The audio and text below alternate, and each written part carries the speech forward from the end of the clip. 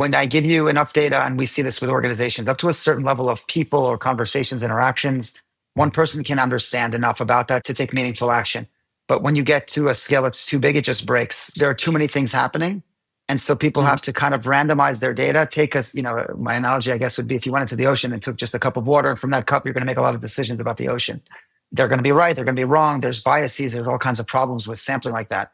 But if I can actually tell you every drop of water that exists in the ocean and certain recommendations and trends that I've seen over time, how that's changing, your insights and the actions and predictions you're going to be able to take going forward will be much more meaningful, robust, and probably more accurate than they were historically in a way that's just not possible with humans. Welcome to the Product Tea with Leah. I am your host, Leah Tarin, and we are about to spill the tea with the best from tech about product growth and senior leadership topics.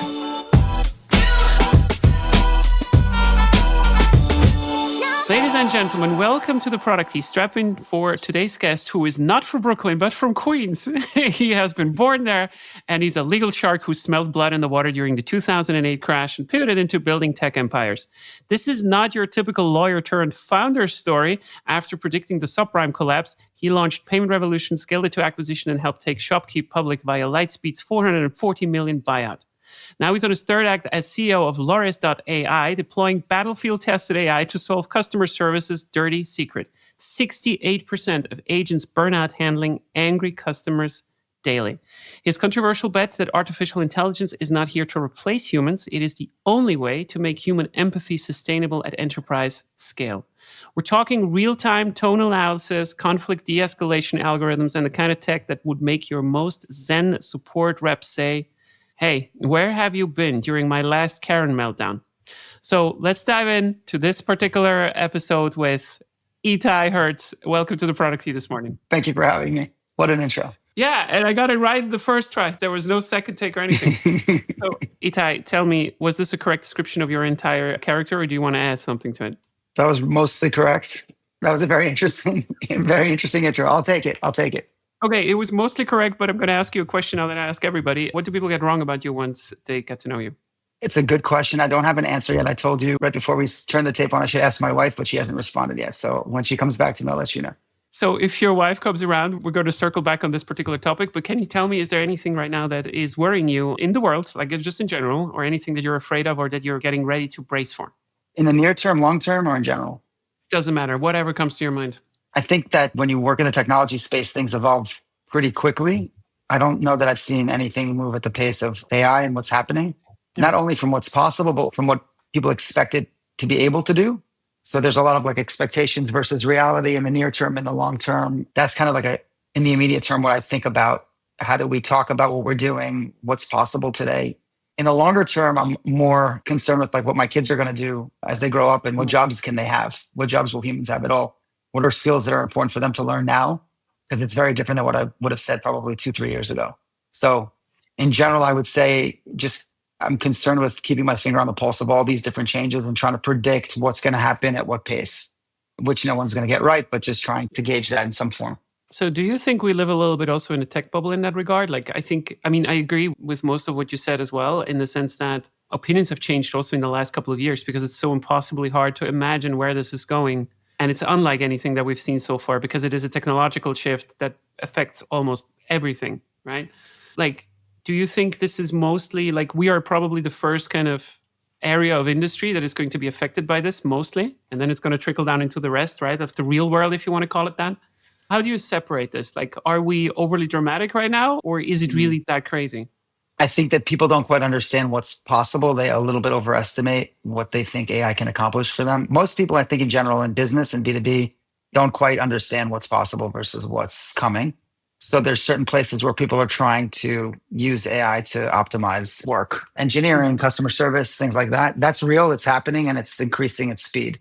So sure. Okay. I think people are, we spend a lot of time going to conferences, talking to people.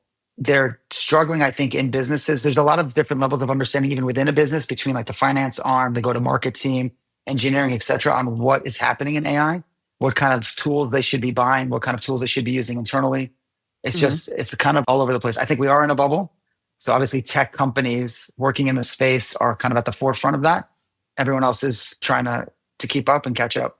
I think this is a perfect hook to get into the main topic of this particular episode that we wanted to talk about anyway. So the way that we both think about AI, please correct me, keep me honest on this, of course, is that you can either optimize or replace whatever you see right now in a company, right? So like you have salespeople, so we're going to bring an AI BDR. Like you have support, so we're going to replace the support people with an AI model. Or we can optimize specific existing processes that we already have in the company. And I think this is a bit of a weird approach to look at the entire thing because it's not really innovating, right? It's also like something that you were talking about, and you hold some very specific opinions about how to think about AI and the innovation that comes with it, which goes much more beyond than just like replacing people. Can you dig into this a little bit and double click on what you mean with that? Sure. So I think that where people's minds typically go when they think of AI, and everyone has a different definition, we can talk about that, is typically to replace tasks humans are doing or to replace human jobs entirely. So you have customer service people on the phone doing some, let's say, a relatively easy task. Maybe we can get rid of that person with a chatbot, something like that. In engineering, if people use Cursor different applications, maybe they can shrink their engineering org because they're able to leverage other different tools that let them code faster. But I think the more interesting thing is that AI is going to enable humans to do work that they were never able to do before. So as an example, we like to say that we're the best in the world at analyzing customer conversations. We do that with a variety of models. We have over a dozen proprietary models that we've built. If you wanted to do that with humans, I like to joke at work, let's say you could hire 10 million people to read all of the conversations within an organization and to annotate them and put little post-its together. And so you'd have 10 million people running around and they'd make notes. They'd run back into your office and they'd stack the post-its on your desk. And then they would just be posted after posted and your whole room would be filled.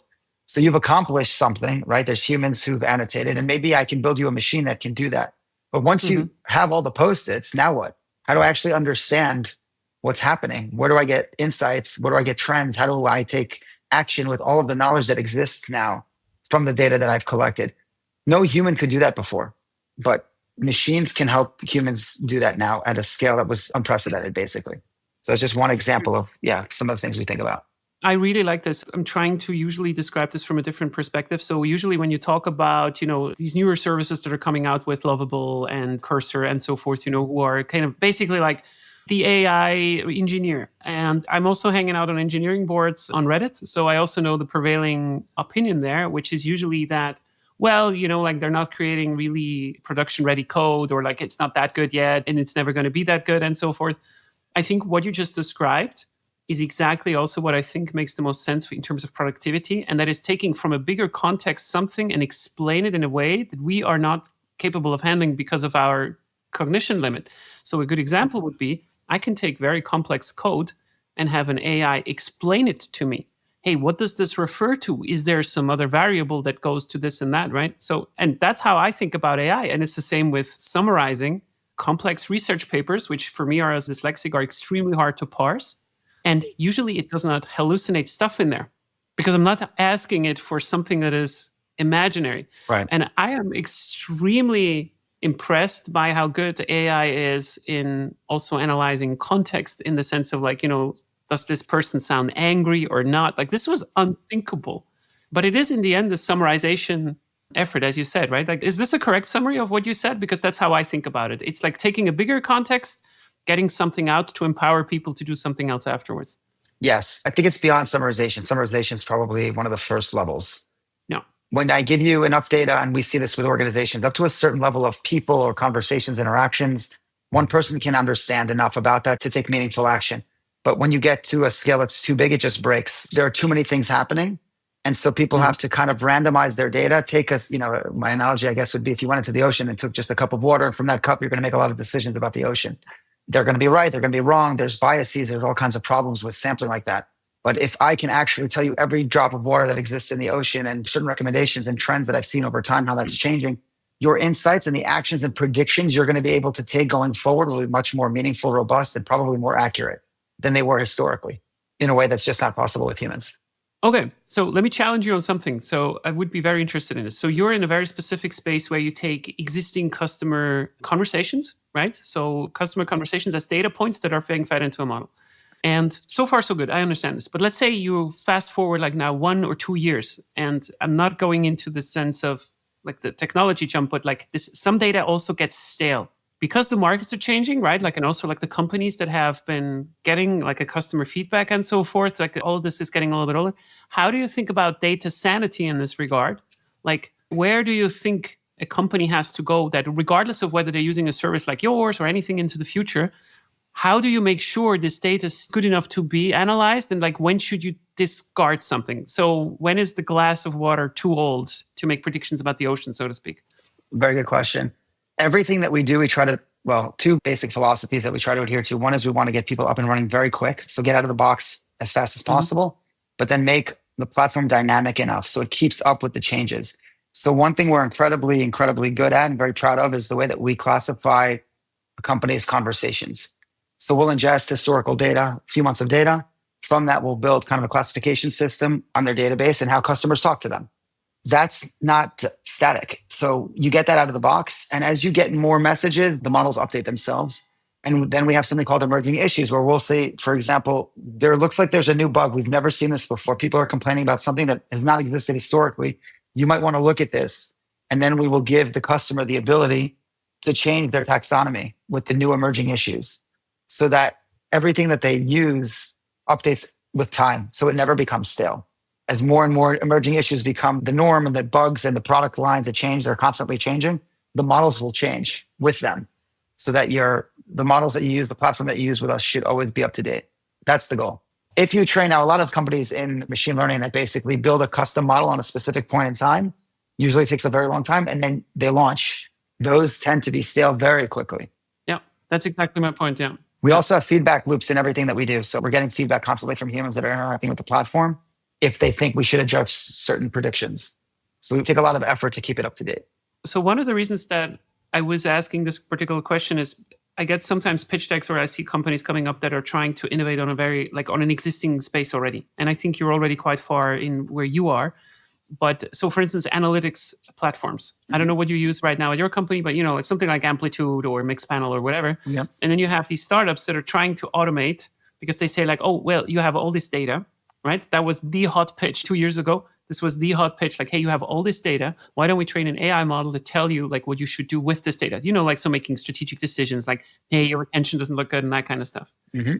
None of these so far have panned out to a satisfactory degree where I would say like, yeah, like this is the stuff that you need to do for two reasons. First of all, the companies are rarely ready. You cannot trust the data at scale. That's a very, very common one. Mm. Or there was too little reliance on humans afterwards. So I really like what you said that, we're enabling humans to do something that they could not do before. But that means, translated in what you said, that at the beginning and at the end, there's a human somewhere and the AI is just automating a big part in the middle. But the decision on like what to do afterwards with it is going to remain with the human because they have still access to more data points that an AI model will never have. You can call it like a feeling or whatever you want to call it. Is that a fair summarization of it? Yeah, I think generally speaking, the decision will be made by a human and it'll be just based on a lot more information, a lot more insights, a lot more trending data. In your example, there are companies like Amplitude, Heap, Full Story, others, right? They do a lot of that digital experience, data collection and predictions. But imagine if you go into the future and you marry that with other data sources like customer conversations. And now, so I know that you were on the website yesterday, you tried to buy something, you failed, you inbounded to customer care, you had a conversation with them. I have a much more fulsome perspective of your interaction with my brand. And if you have that many, many times over, my predictions on what you're going to do in the future will be much more accurate.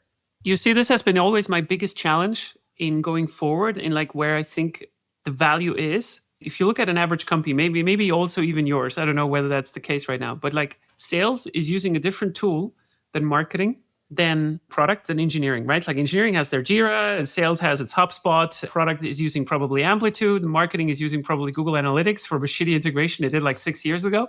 Mm-hmm. And now you have the problem that you need to somehow kind of like merge it. So there's no one in the company, maybe the CEO at some point to some degree, that is trying to kind of be the cross-functional kind of connection tissue in there, right? But what I see as a big problem is that most companies are starting to kind of do exactly this silo play where they say like, oh, we're trying to extract some kind of context and insight from Google Analytics or from data that we have in Amplitude or from stuff that we have in HubSpot. But the thing is, your customers are living in all of these. They're on the phone with the customer success agent, as you just said, right? So I think personally, I do feel like there's not enough appetite or understanding right now to really solve this cross-functional problem and too many plays are just like in one specific vertical? I'll give you my perspective from customer service lens and then from a broader perspective. So we are excellent at analyzing conversations, and we can give you all kinds of insights. Historically, the customer service leader, the VP of CX or the CLO, they had this data, but it was biased and it was random. So you have QA maybe 1 or 2% of the time, CSAT surveys maybe 10% of the time. It's very hard to make meaningful decisions with that. So that would be tasked to the CX leader. And most of the time, the CX leader didn't have the biggest voice, the loudest voice in the executive suite. Now that you're able to analyze 100% of conversations, and suddenly I can show you, by the way, on average, 31% of inbound conversations are related to customer service. 69% of the time, they're talking about the product or a company policy, something else. So the data is very, very rich. Now that you can surface it, everybody wants to come around the campfire, the CTO, the head of product. So the CX leader is so much more powerful than they've been historically, because now they can feed all of these insights and all of this data to the rest of the org. So that's just a customer service example. I was at a lunch about 2 weeks ago with a very big company having exactly this conversation. They said that for the last year or two, they let everyone in their org kind of pick their AI tool. And then they looked at it at the end of the year and they said, everyone kind of went rogue. We're using way too many tools. We don't understand what we're getting for AI. And so they came up with a list of 5 to 10 AI initiatives they wanted to accomplish in 2025. And top down, they basically said, you have to drive towards these initiatives, which means you need to consolidate. So, hey, if you're using HubSpot and customer service, you guys have to start using the same tools, right? There's a finite number of decisions we're going to allow you to take. And so they're going to force consolidation down people's throats. That's probably the way everything goes in cycles, right? Bundling and unbundling. But top down is probably the most realistic thing that will happen in the near term. And so having just customer service data might not be enough. You might also want the interaction data from the website. You might want the survey data. You might want as many bits of data together to consolidate all of that information to one place so a lot of people can consume it. I find this very interesting because in a way, what you can say is that as the data source becomes usable by AI models, and some data sources are better for AI models than others. So for instance, customer conversations with the accuracy of like Whisper AI or something, like the amount of precision in how it can detect human language and separate speakers, and also isolate it from noise and so forth. It's absolutely crazy. So what that did is it sanitized the data in some way, which is perfect for AI. But at the same time, the other data sources, like lead scores and stuff, from HubSpot, this all depends on how diligent that your salespeople are doing it, right? Do you know what I'm getting at? So I think in a way, I agree with you in that all this customer data that is coming in from these qualitative calls is so compatible with AI that it makes the customer success function suddenly just so much more important. And I had a couple of conversations with other leaders that said that, hey, this is also one of the reasons why customer success is getting revenue goals compared to other functions because of this. And I do agree. I think that's what's going to happen. And also the same is going to happen on the product side sooner or later, because if you cannot clean up your data, you're never going to know what you're going to impact. So for instance, let me just give you a specific example. If we say that if we're launching this particular thing where we're cleaning up this code, the support tickets should go down by 10%. Because we know from all the calls that are coming in, they are dealing with this. You know how difficult it is for most companies to kind of just prove this? It's a simple question. Yeah, but because people are not qualifying the stuff, like the agents and the salespeople and so forth, the data source is not clean. But that's why I'm really passionate about something like this, as you just described it. Yeah. Yeah, so I think about it in kind of two ways. The one is the data collection, which has been, again, it's been random biased and small sample. Now the data collection can not be perfect, but close to perfect. You can get 100% visibility cut across all kinds of different models and different ways you want to look at it across different orgs. So even lead scoring for sales or tagging conversations for customer service, even though you could get it done with a human before, it was probably inaccurate. You and I probably would categorize the conversation differently, even though it was the same conversation. Yeah. Once that's objective and the data is clean, now the insights that you can get, they look different than any insights you could have derived historically because the data was so dirty. And then once the data is clean, then everybody wants to drink from that fountain.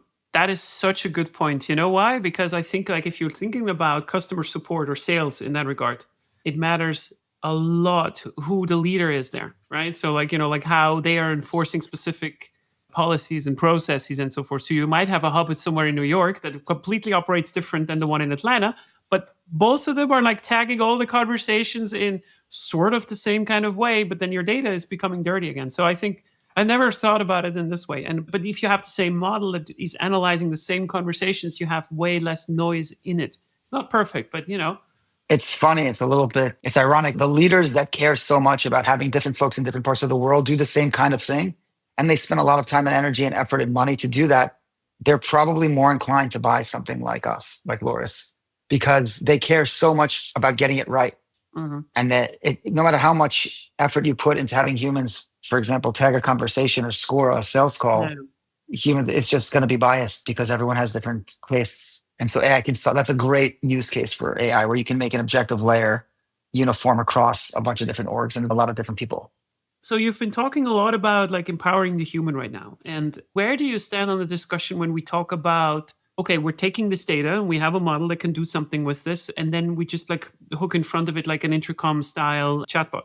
So like where do you like strategically decide for yourself where you say like, hey, here's where it makes sense to have like an automated kind of same quality chatbot that can do whatever, right?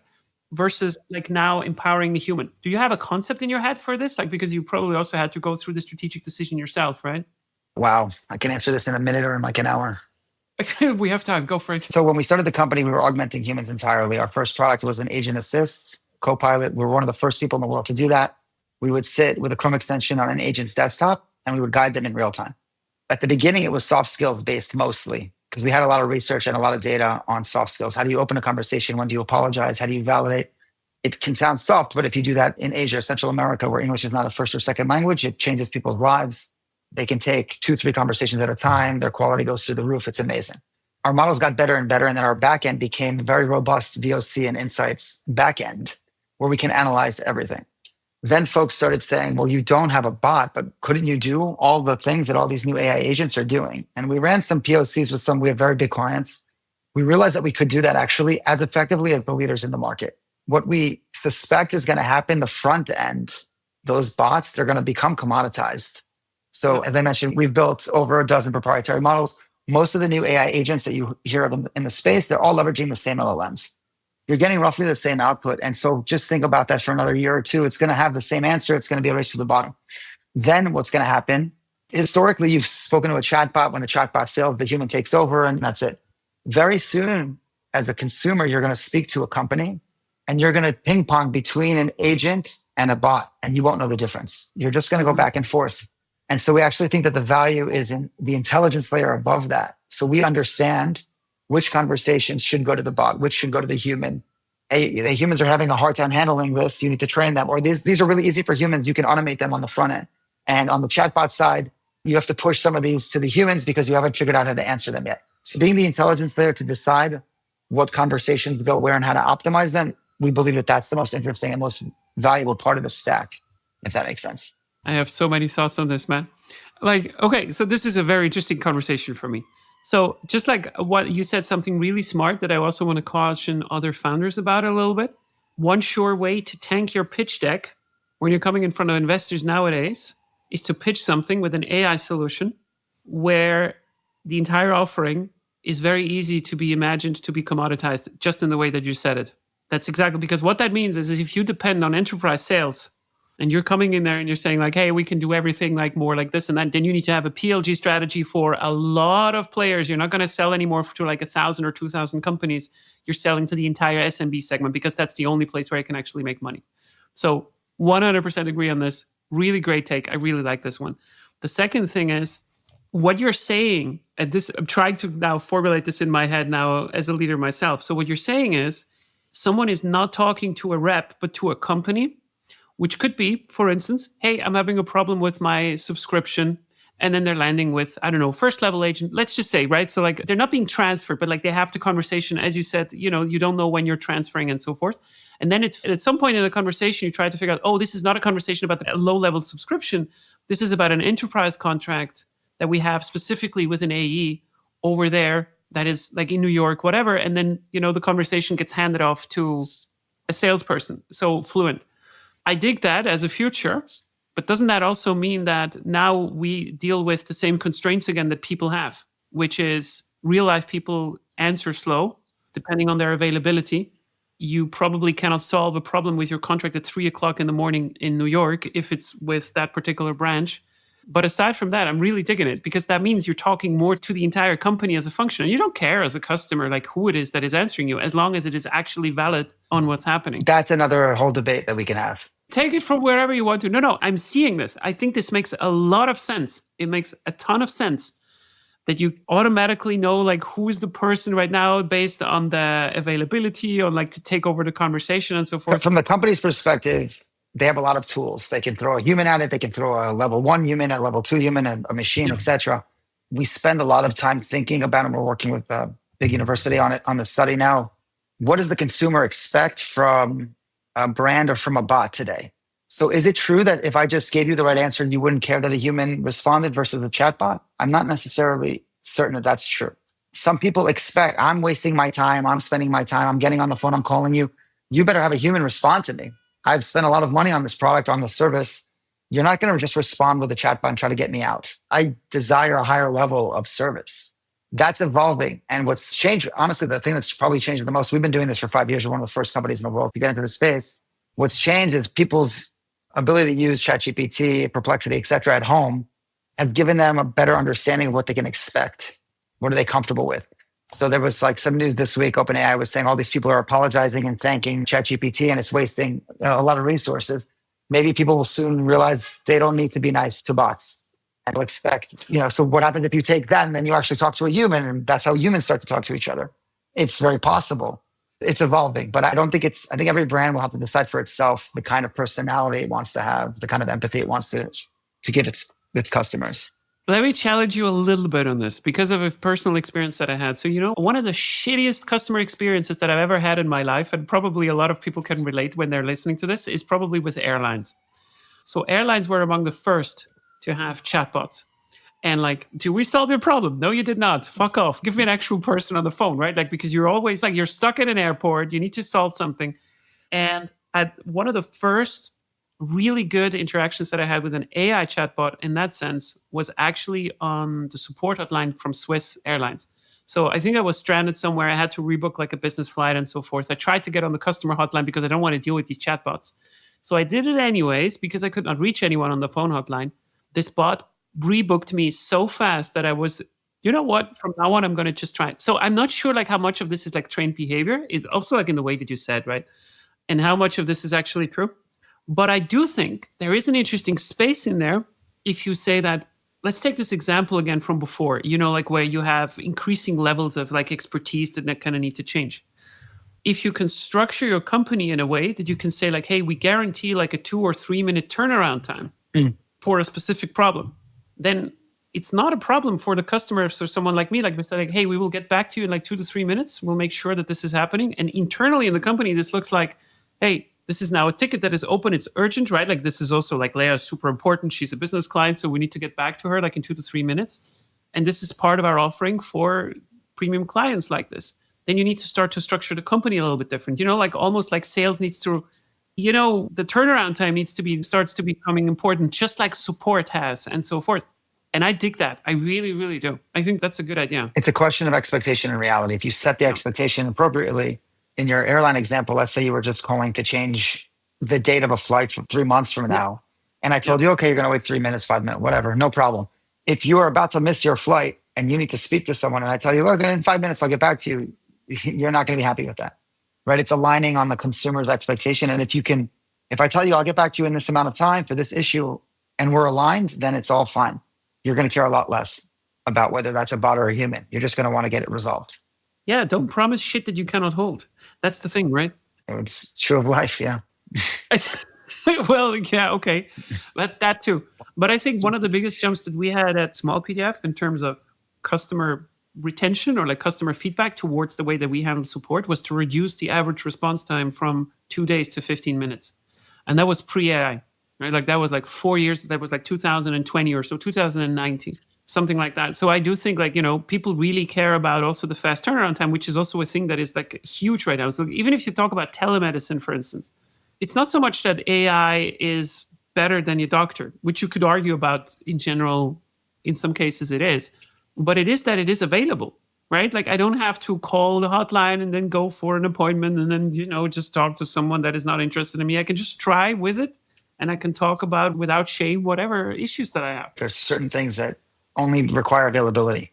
I want to make an appointment, I want to cancel an appointment, etc. But sometimes the emotion gets too high, or the issue is too important for that to be enough. Yeah. It's brand struggle to align with that, right? If they can start to cut the clients up into different tiers, VIP versus not, or urgency, or etc. If they could cut it up by LTV, honestly, then they probably have a much easier time. Okay, no, that's true. So how do you think about, like, if you were to found a new company, like let's say you split in half and you found a new company, it's nothing in what you do right now, but like in general, like building a new company and you're building some kind of solution that has nothing to do with AI specifically, but you want to make sure that it is ready for what is coming in the future. And you're going to be having to make a decision on the strategy, like, hey, so I don't know how the future looks like right now, but like, what do I need to make sure in order for myself, like to build the company so it is ready and compatible with whatever it's going to come into the future? So for instance, like sanitized data, that kind of stuff. Do you have any thoughts on this? Like maybe you're also doing it right now, like, things that you're taking to be just ready for the future, whatever that means. I think a little bit more about the answer to that question in terms of people. So I think that you'll be able to leverage humans to a much greater degree, but good people will become great people. So, right, people talk about 10x engineers, you're going to have 10,000x engineers. You're going to have 10,000x CX people that are really sophisticated and are good at and adaptable at understanding the new technologies that are coming out and manipulating them. Those are the people that you want. Very curious people that are learning, that are playing with whatever's out there on their own. That to me is the most important foundation, because no one knows what 5 years from now is going to look like, maybe 2 years from now. So finding the right people with the right mindset was the first thing that I would think about. In terms of getting the right data and keeping it clean and the architecture and the database structure, secondary. Because you can think about it and get it right today, and that can change too pretty quickly. It's impossible to bulletproof against what's coming. You just have to be like an organization that's adaptable, I think. Well, the only challenge that I would have to this is that in general, I think like tools don't matter that much. I think I agree with that one, right? So like it doesn't matter which tools you use so far, but like if you do not measure something nowadays, you will not be able to measure it retroactively. So, recording customer conversation is very, very important. So that's what I meant, so what should we keep record of, for instance? So we gave a talk at a conference with one of our clients, very big telecom and international telecom. The room was almost split into two. Half of the people had yet to buy AI, and they were asking what should they understand before making that decision. The other half had basically bought something and was disappointed with what they bought. And the speaker that on the stage with me basically said, well, how did you measure when you bought it? What was your frame of reference? How did you start and where did you expect to go? And almost nobody had an answer for that. And I thought that was really interesting. He basically said, until you know exactly how you're starting and you're measuring certain metrics and kind of predicting what AI is going to do for you, how they're going to move the metrics, you can't buy anything, because you can't tell if it's working. So you do have to definitely try to record keep and understand kind of where you are and where you're expecting to go, so that you can evolve as things, right? As you try different tools and try to optimize, you have to record that in some way. That's true always, but it's just more important now. Yeah, no, 100%. So I think putting the sensors in place is more important than doing something with the data right now, because the vendors will always change. Do you think that a lot of this money that right now is flowing in this space is probably not well spent money? And I don't mean like investments. I mean like really like customer contracts, just as you just described it. Because I think this is a sentiment that I see as well. Like the first companies at a bigger scale are starting to get burned by AI, which means they have gone through the due diligence process. They've been evaluating this stuff for like 6 months. They still said yes. They paid like 200 to 300, 400, 500,000 just for an integration, and now they're getting burnt on it. I think a lot of the spend now is experimental in some sense. Like everyone knows they need to jump into the AI pool, and they're going to get it right or they're not, but they have to start. And so I think that as a company, you want to work with an AI partner versus an AI vendor. So what you expect to get out of it might be slightly different than what you get out of it. But if you work with a company that's improving and growing and, is really transparent and meets with you, you'll learn so much from that process that it'll be valuable. Because part of it is that you have to get started, and you're not going to get it right and perfect every time. It's almost impossible. So you said a very interesting thing at the very beginning of this conversation. So you're selling predominantly to enterprise customers, right? Like, I mean, it doesn't make any sense otherwise, because you have humans still in the mix, right? Like this is not a cheap solution that for like $30 a month. Correct. So you said that. So you have a sales motion that is very top heavy in that sense, right? So like there's a lot of people involved in the selling process. At the same time, you also said that it is very important to you that you want to move the customers very quickly to value. Can you tap into this a little bit on like what that means? I mean, I think if I understood you correct, you're also doing the classical PLG playbook in the sense that you're separating your offering to like, hey, how can we get you started as quick as possible? And then everything else that is going to come from the upsell is going to come afterwards. I have some questions around this, but like, how do you think about the sales process? So like when someone new starts, like how do you tell them they should sell this AI solution that is sort of easy to understand, but not really until you've seen it in action? Very good question. So it's not a traditional PLG. It's not PLG. PLG in my mind is you go on a website when no one talks to you, you turn on the system and you start. We're not there yet. We're trying to show folks things that they haven't seen before. We want to show you something you didn't know as fast as possible that you couldn't get elsewhere. And so as an example, we launched with one of the biggest healthcare companies in the world. We wanted to get there. They said it's going to take 2 years to get started. We typically want to get up in 2 weeks. And so we launched very quickly. Essentially, we light up a platform for them where they can suddenly see all these conversations and all this data that they never had access to. So they're an enormous organization where clients can talk to customer service or they can talk to the salesperson because they buy from hospitals, doctors, et cetera. And sometimes the salesperson then talks to the customer service person. So there's several layers there.